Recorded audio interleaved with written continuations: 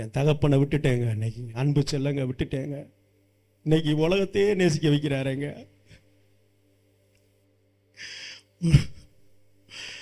நல்லா கவனிங்க, யாத்திராமத்தில் சொல்லப்பட்டிருக்கு. வசனத்தெல்லாம் சொன்னால் 50,000 வருஷம் பேசலாம். தகப்பனையும் தாயையும் அடிக்கிறவன் சபிக்கப்பட்டவன், இரத்த பலி அவன் மேலே இருக்கும்.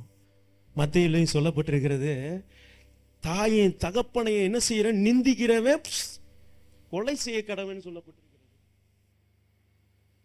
நம்ம எப்படி இருக்கணும்னா, தயவு செய்து சொல்றாரு கர்த்தர், முடியுமா சத்தத்தை பார்க்காதீங்க, விழுந்துருவீங்க. ஆவியானவரை பாருங்க.